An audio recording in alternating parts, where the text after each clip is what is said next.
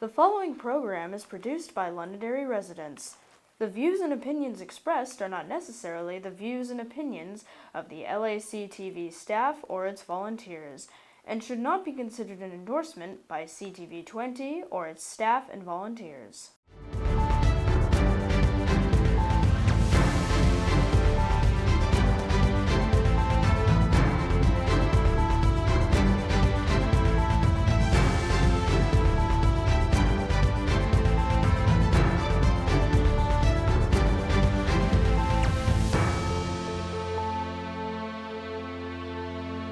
Welcome, Londonderry, to another edition of Concord Conversations, where we talk about issues involving local, county, state information, goings on. We talk to various people on just what's going on in those areas. And this morning, our theme is going to be on energy. Hi, my name is Doug Thomas. I have Representative and Speaker Sherm Packard here and Representative Wayne McDonald, and today's guest is Representative Michael Vose, who's the chairman of the House Committee on Science, Technology, and Energy, which I am also the vice chair on as well. So welcome to our show this morning. And good morning. Good, and what we want to start off with here's a very interesting article that came out in the Boston Globe not too long ago that kind of highlights why the Republican policies for energy in this state have made New Hampshire much better off than our surrounding neighbors. And what I mean by that is that the article shows, I have a chart right here, that shows that New Hampshire has had the slowest rate of increase of all rates of all of our neighbors, where Massachusetts has had a 70% higher rate than ours is, and I think Rhode Island is around 127% higher. There's a reason for that, and our policies speak much to that issue.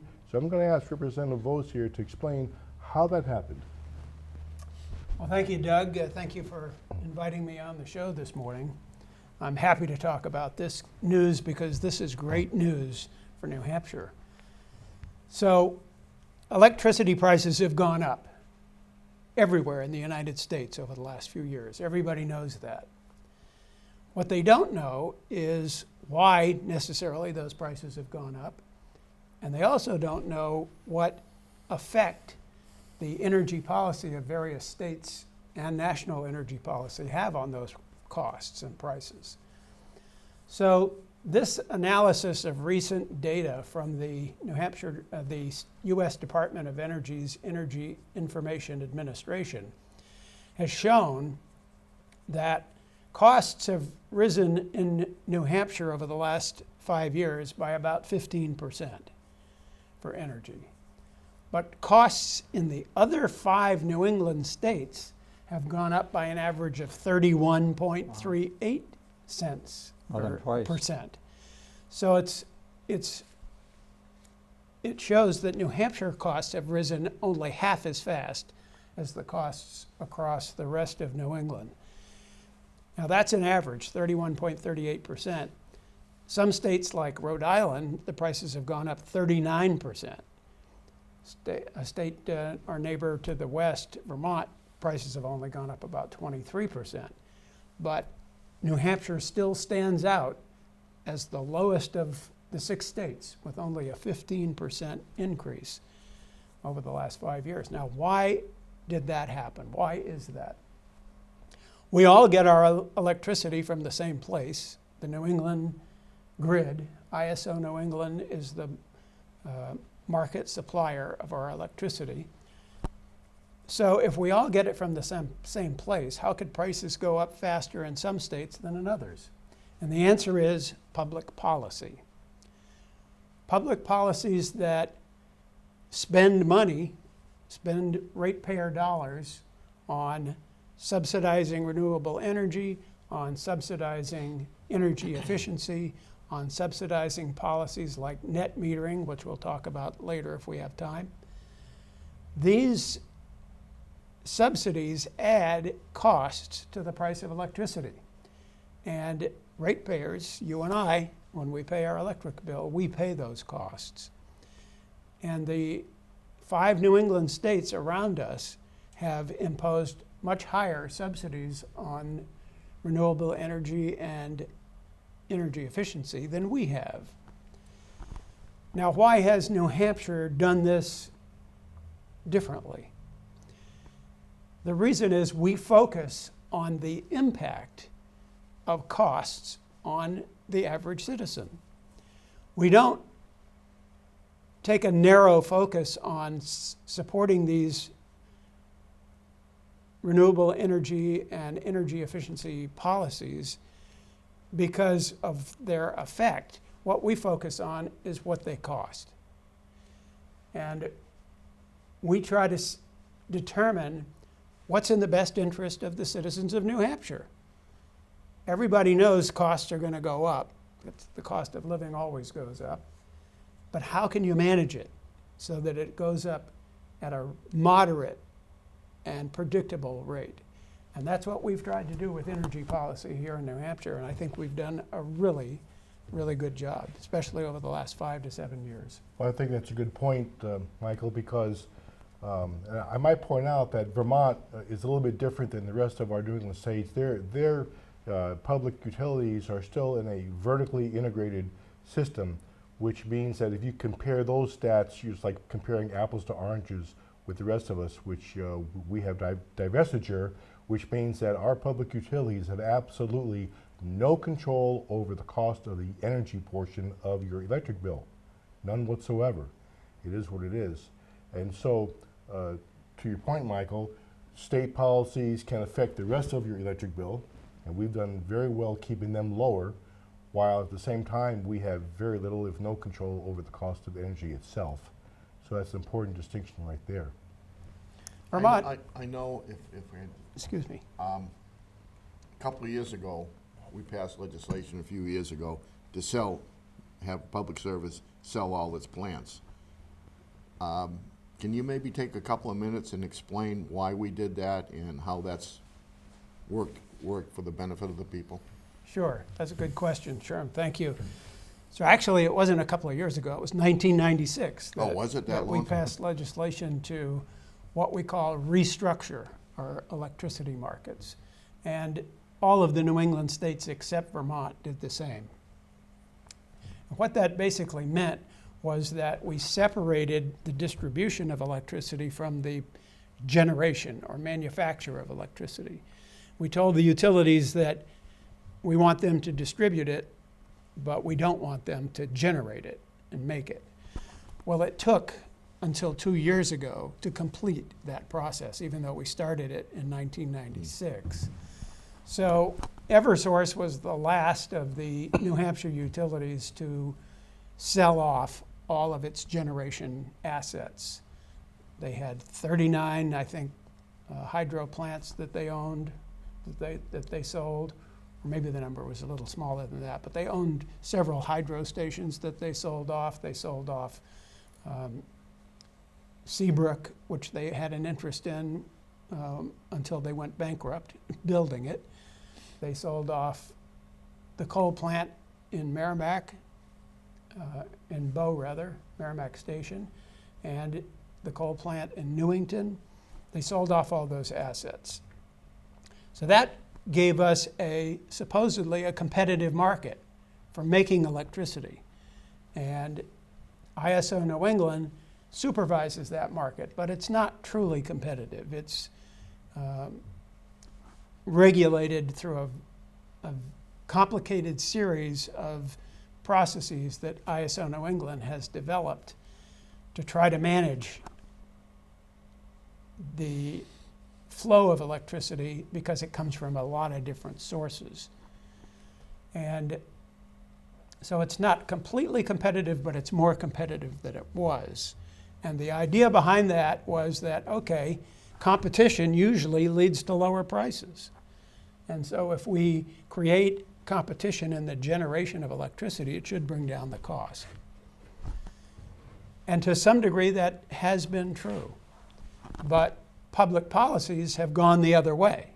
Public policies have said, well, for example, solar energy needs help to get established. So we're going to subsidize the price of solar energy and give them extra money over what they could make in a competitive environment. And so that's how public policies have contributed to the increase in the cost of electricity, while a competitive market has actually tried to drive down the cost of electricity. Energy consumption in New Hampshire, I know there was speculation a year or two ago about potential brownouts and so forth. Those didn't materialize. Is that still a real concern, or has energy consumption been more responsible in the last couple of years? ISO New England is responsible for managing the supply of energy, making sure there's plenty of it to meet every need, and they've done a good job of that. The only time we risk running short on energy is when we have a real hard cold snap in the winter.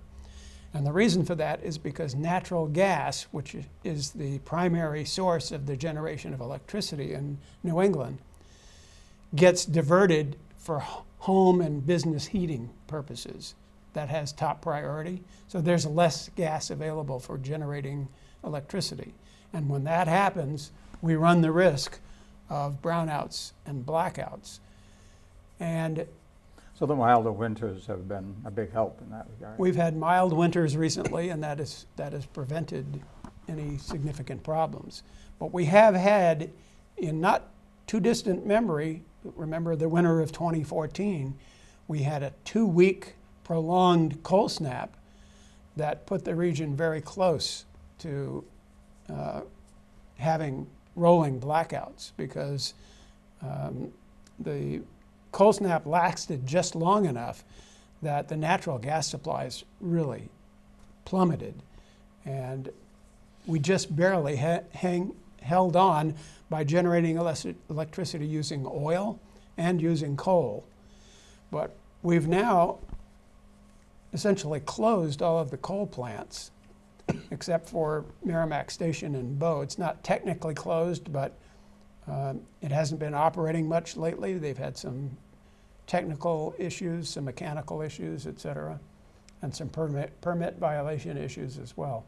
So the coal plant hasn't been producing much electricity, and it's actually scheduled for retirement in the not too distant future. Its owner has announced that. And the oil-fired generation units that we have are getting old. Some of them are being decommissioned. So as we move away from these other sources, natural gas becomes the generation, the dependable generation source, that and nuclear. And we have 2 nuclear plants in New England, Seabrook and Millstone down in Connecticut. And then when you have nuclear and gas as your baseload backbone, a cold snap in winter can really put us in a precarious position. To your point, Michael, the notice that ISO New England put out about 2 years ago is more or less tantamount to a warning in their language, and the notice affected the public utilities in the state to prepare with solid plans for a possible rolling blackout. And so the utility, which is something I reported on here to the town a couple of years ago, that the utilities have a plan in place in case they're told by ISO New England to go to that rolling blackout, a scheduled one, because they could see that we could lose a power grid if we didn't go there. And the reason for that is ISO New England projects many years in the future on our generation capacity, and they see a trough where we are at risk during the cold snaps.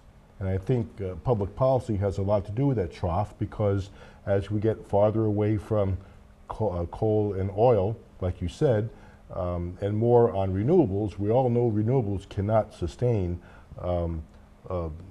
cold weather because you just don't have the generating capacity.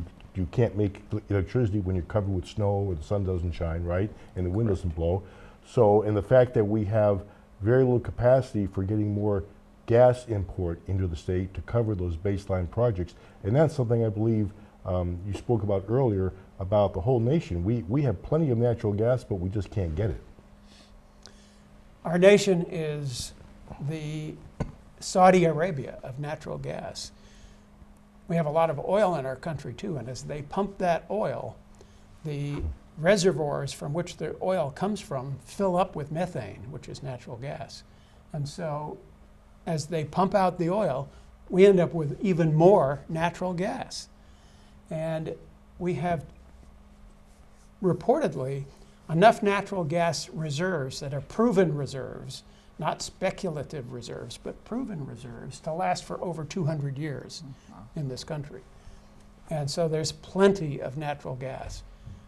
The problem we have is there's not enough pipeline capacity to get that natural gas to places that need it. New England being one of the most pipeline-starved areas of the country. Now, some people will say, well, we have plenty of pipeline capacity. Like today, there's plenty of pipeline capacity for the gas we need to get into New England, and that's true. But what about those cold snaps when we have peak need for natural gas? Do we have enough pipeline capacity then? And the answer is no, we do not. So we actually do need to build more pipeline capacity. But there's a resistance to it because it's a fossil fuel. And so many people are desirous of seeing that we don't build pipeline capacity because we are trying to move away from fossil fuels, which is a noble goal.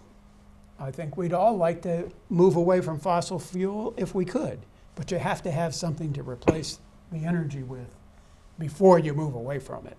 And that's why we're in this conundrum with public policies moving in one direction, but reality moving us in a different direction. So you can subsidize solar and wind and other renewable technologies to try to build them up, but if they can't replace the fossil generation that you want to do away with, then you can't do away with that fossil generation. So you end up with two separate generation sources. A lot of that has to do with the fact that we've tried in the past to bring in more generation to the state. We've tried hydropower from Quebec Hydro. We've tried pipelines, which I admit were, in my opinion, poorly planned. We still need them, but they were poorly planned. And we have an offshore wind project that's being looked at right now, which there are some issues with that going on right now.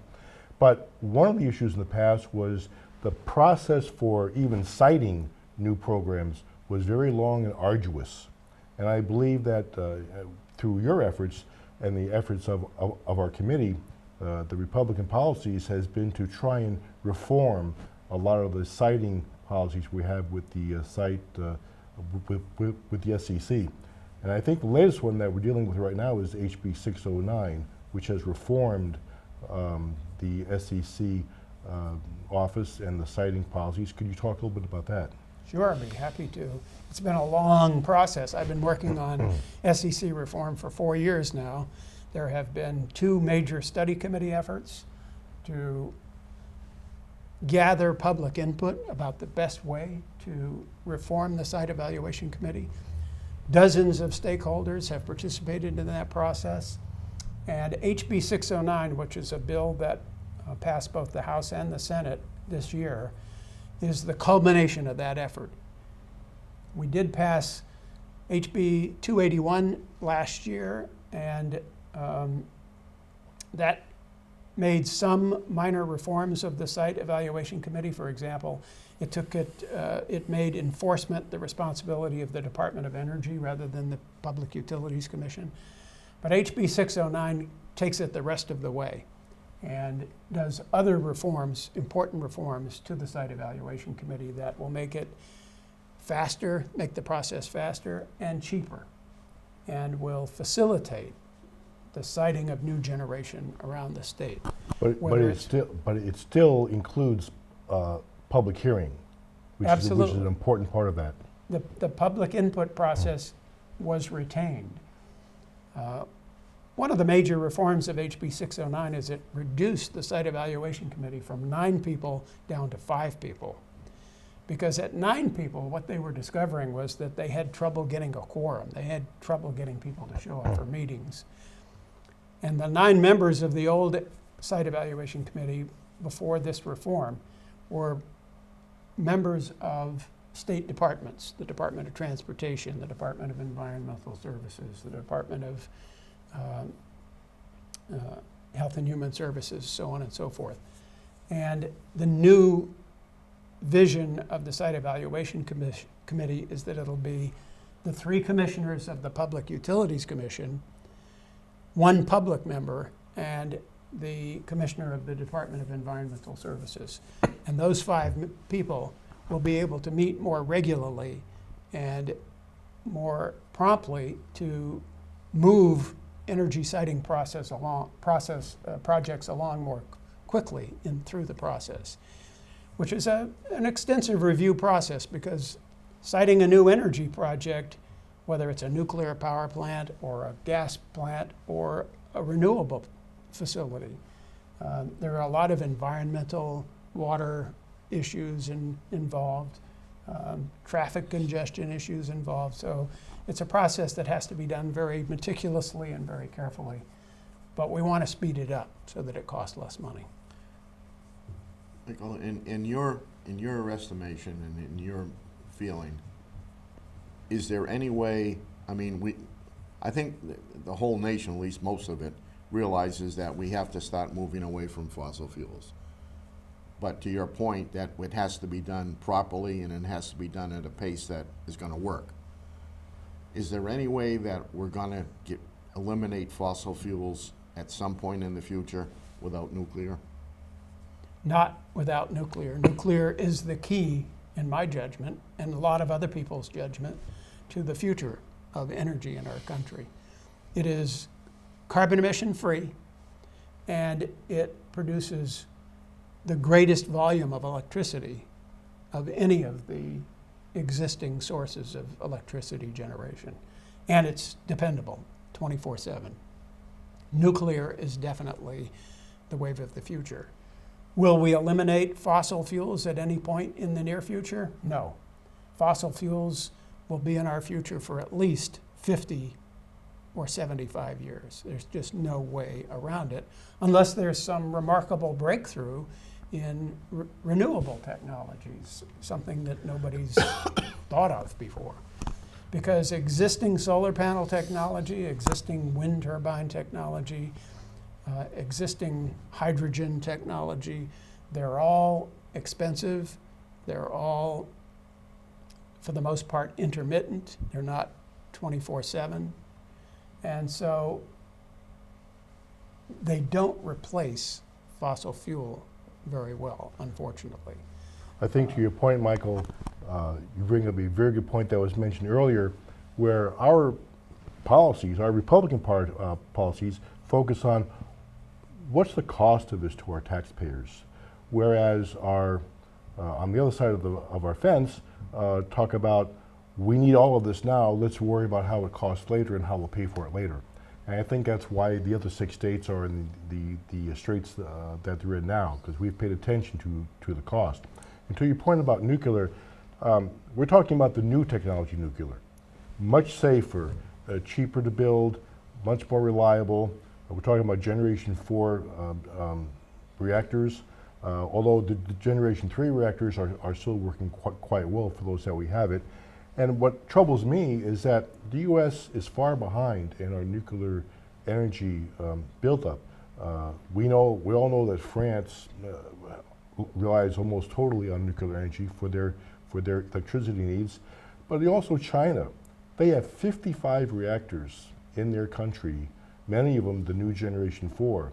While they spout doing solar and wind, while they claim that they are doing all of this, it's also a known fact that they're building a new coal plant every 2 weeks, as well as their nuclear reactors.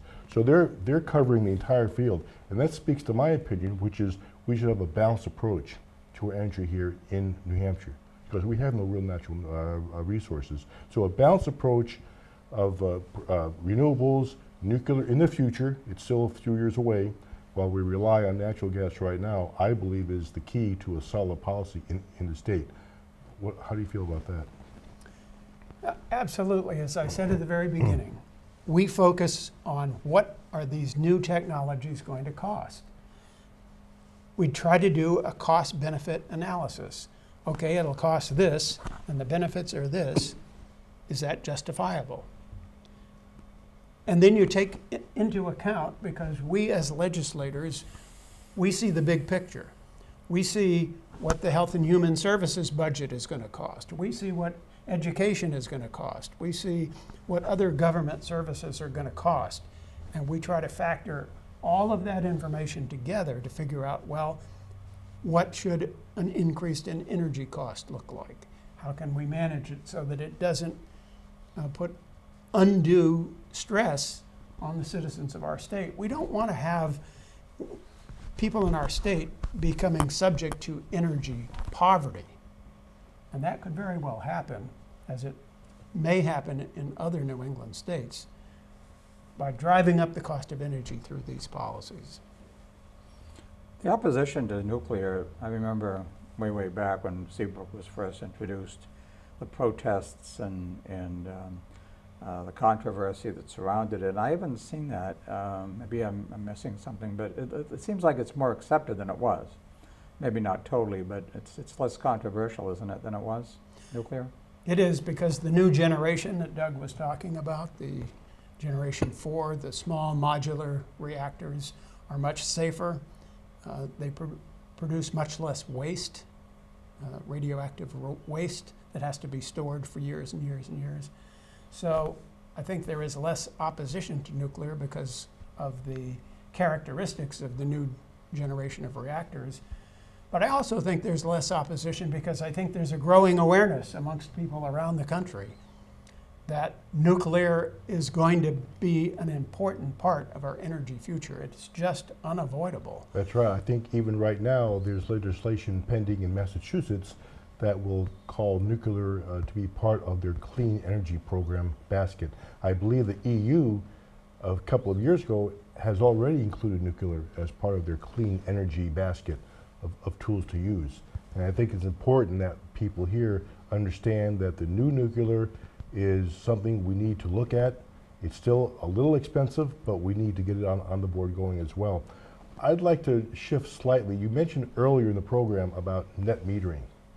What can you talk to us about that and how it affects our rates? It's a very complicated subject, and I've written about it numerous times in the Manchester Union Leader. Net metering is a process whereby if you have solar panels on the roof of your house or business and you make more electricity with those solar panels than you can use in your house or your business, the excess is put onto the grid and you are compensated for that electricity. The current policy in our state compensates people for that electricity at a higher cost than what the electricity would cost if it came from the ISO New England grid. And the difference in cost is passed along to other customers, non-metering, net metering customers. And so net metering is a policy that is somewhat expensive. And New Hampshire has resisted the effort to move beyond 1 megawatt for net metering. There are forces out there that want us to go up to 5 megawatt. Other states have done that, like Maine, for example. And the consumer advocate in Maine is stating that it's going to cost consumers in Maine $220 million more by 2025 because of the glut of solar projects above 1 megawatt that have flooded their state. So one of the ways we've kept our costs down here in New Hampshire is by resisting the siren call for net metering projects above 1 megawatt. And the governor has been adamant about that, and so have members of the Science, Technology, and Energy Committee in the 10 years that I've been involved. Right. Another siren call is a move by some people that we must move quickly for everyone to have electric vehicles. And I know that our committee has pushed twice back on a policy that would have put us in tune with California and would have put us on a road to do away with all combustion powered vehicles by 2035. We've resisted that because we felt that number one, EVs are expensive. Number two, if everyone bought an EV, how would that affect the grid right now? Could the grid handle it?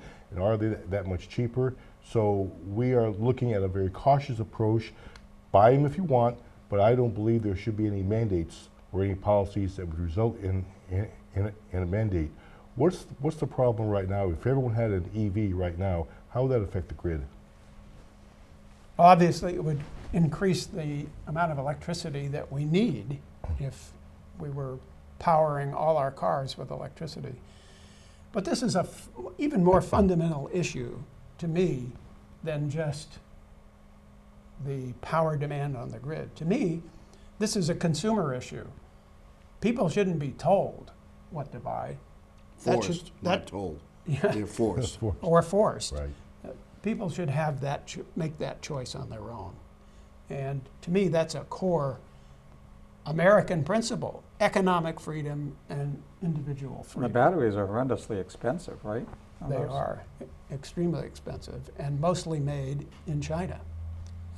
So And as I understand, they haven't had an efficient way to dispose of all those batteries yet. They haven't really come up with a plan of how we're going to start getting rid of those things once they start have to be changed in the electric vehicles.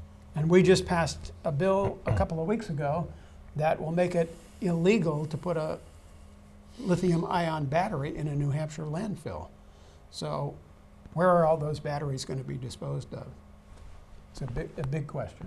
Well, I think I opened up a bag of worms here. With the time we have left, we have none. We can talk about this for a much longer time period. We'd like to have you come back at some future time, talk more about our issues. But if you have any final words, these last few seconds to sum up this program. My final word is that as long as I'm involved in this process, I will work to keep costs from going up any faster than they have over the last 5 to 7 years.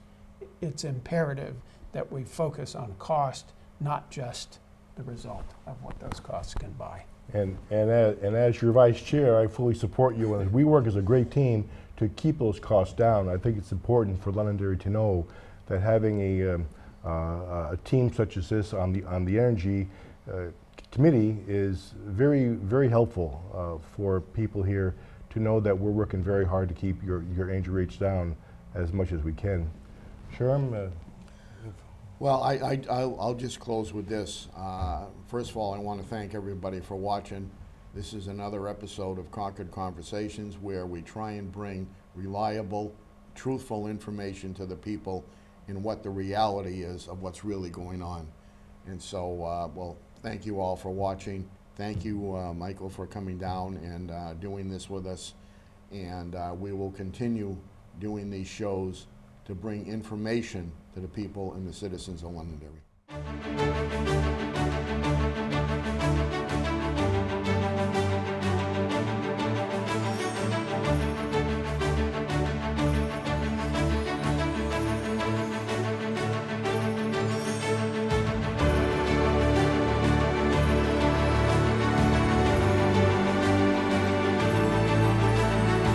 The preceding program was produced by Londonderry residents. The views and opinions expressed are not necessarily the views and opinions of the LACTV staff or its volunteers and should not be considered an endorsement by CTV 20 or its staff and volunteers.